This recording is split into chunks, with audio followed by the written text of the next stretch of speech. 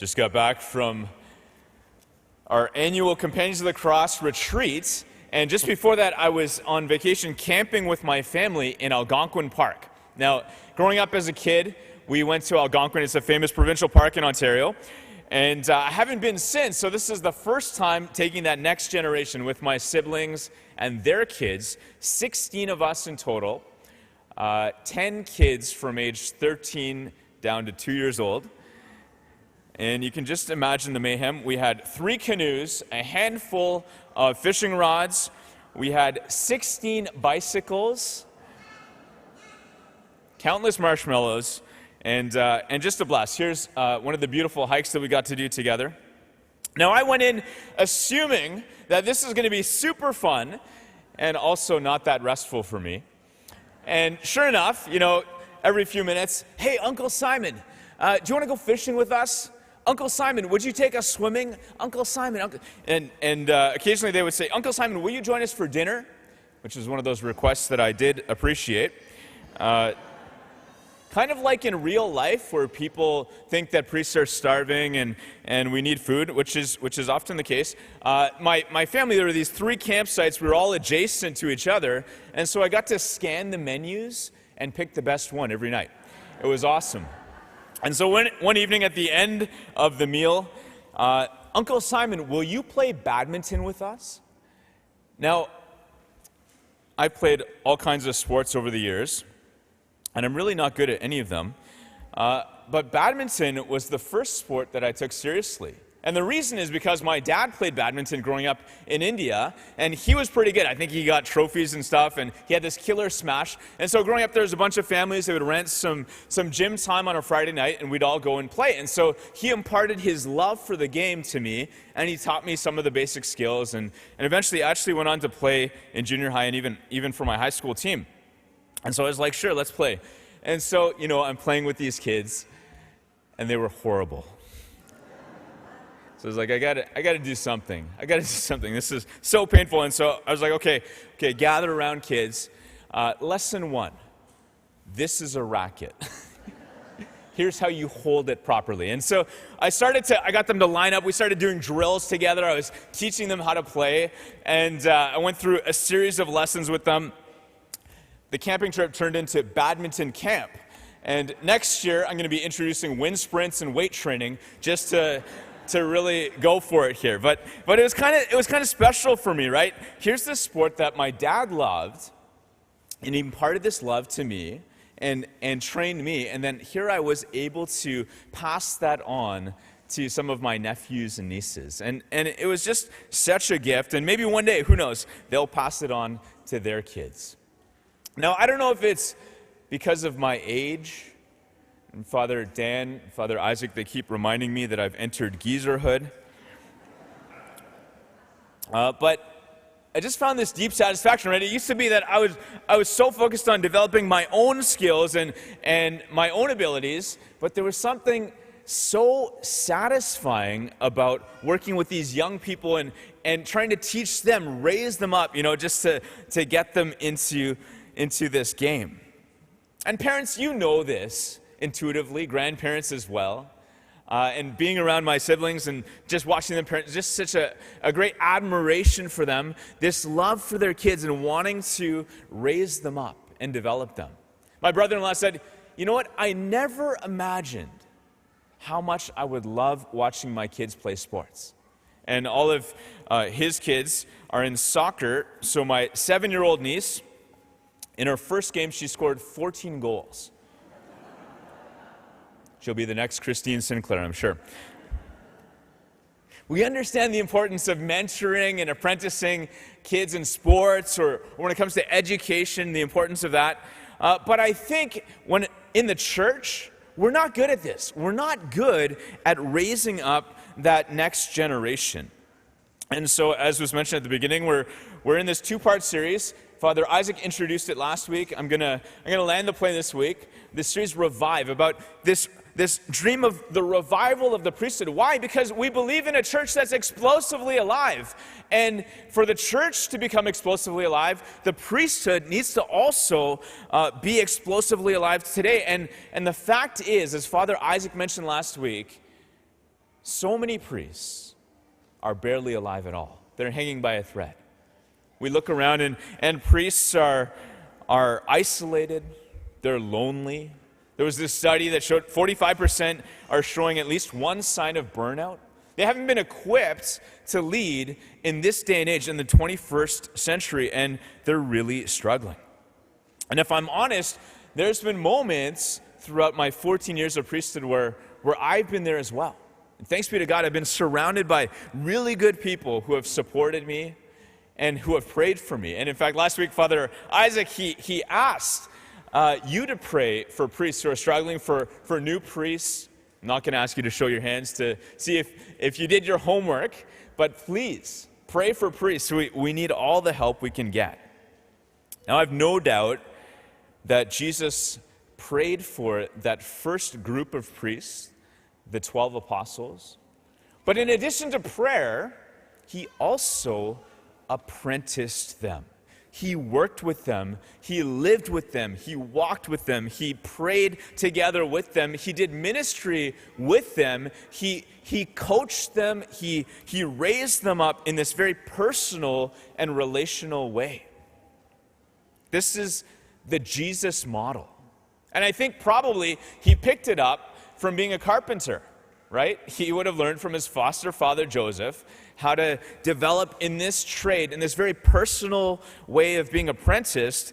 And it was that model that he used to raise up these 12, these first priests, to help them to fall in love with their priesthood and with the mission, and to develop some of those basic foundational skills as priests.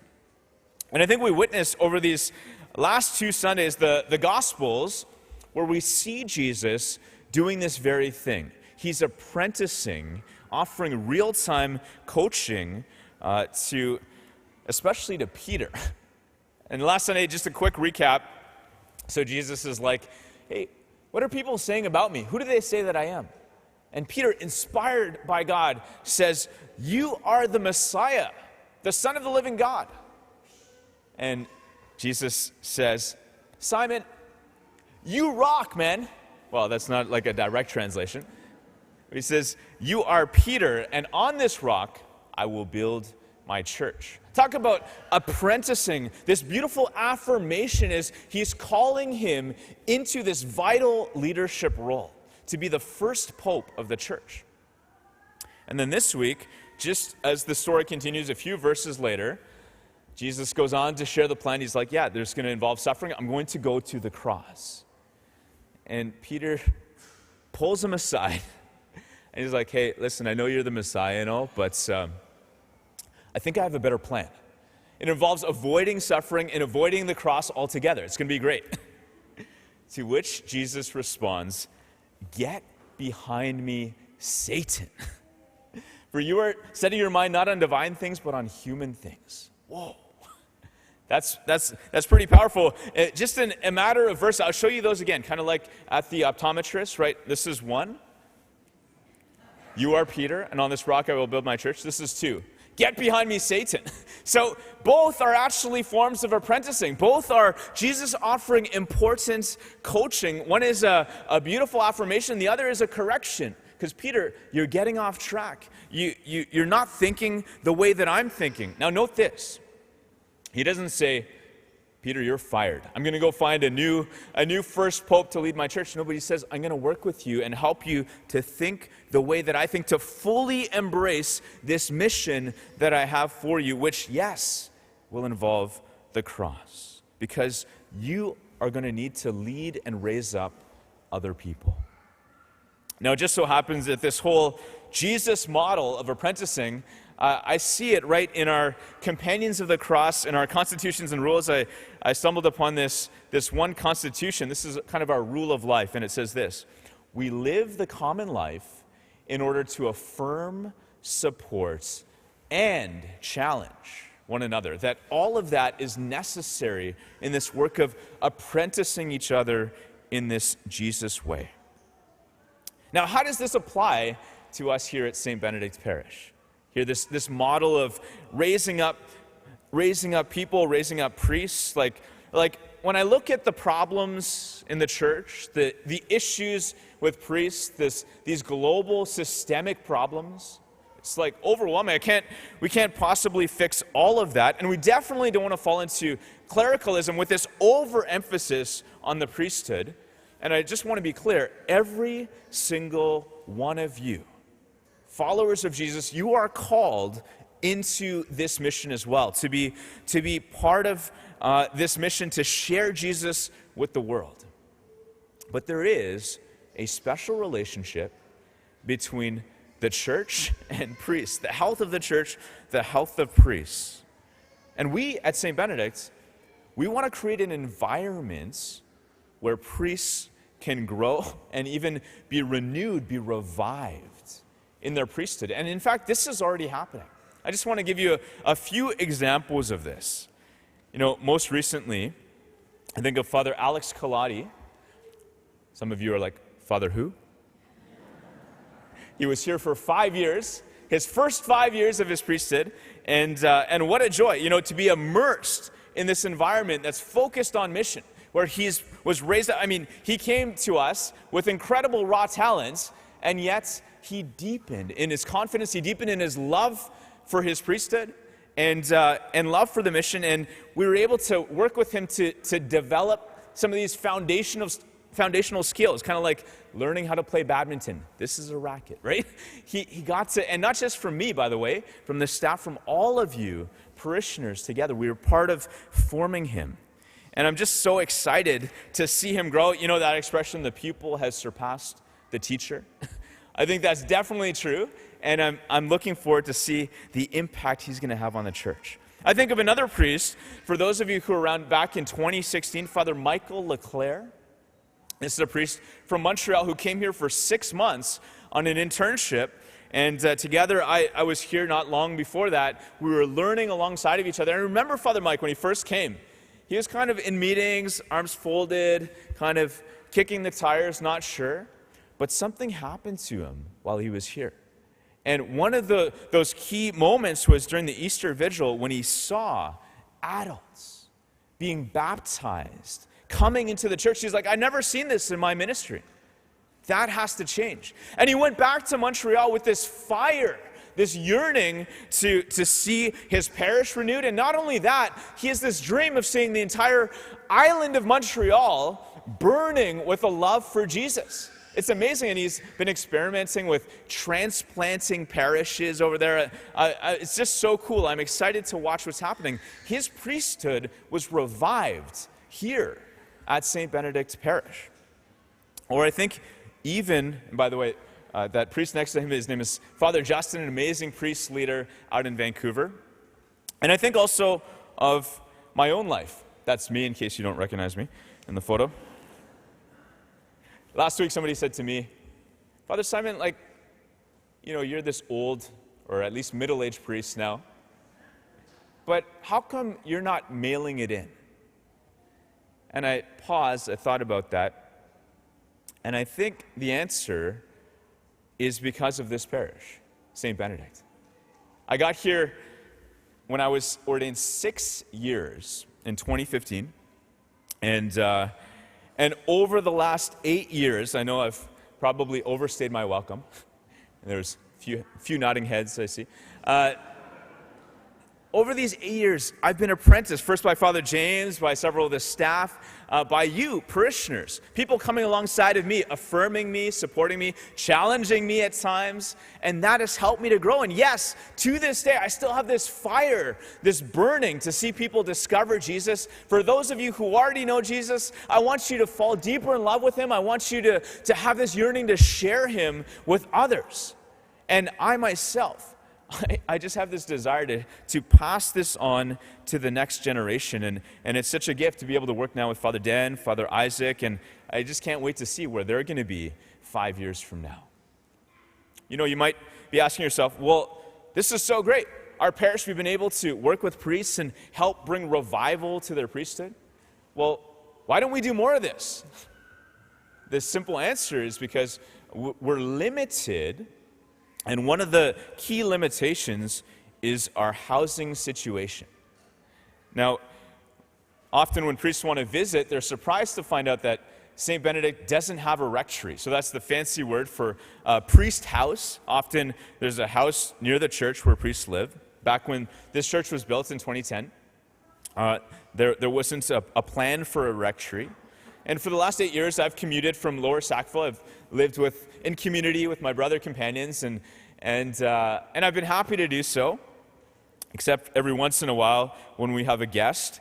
Like last March, our superior came, Father Roger, and so I was on an air mattress, right? Which is good for me. It's kind of like camping, in fact, so it's good for me, but it just points to the problem that we have a limitation for growth. And so together with the Companions of the Cross Executive Council, we've been talking and praying, and we just see the opportunity here at St. Benedict. We'd love to send more and more brothers to be immersed in this awesome missional leadership culture, but we're limited by the space. And so since January, I've been exploring different options, and can we build a new house? Can we build an addition onto our current house? Can we buy a bigger place? And everywhere I turn, dead ends.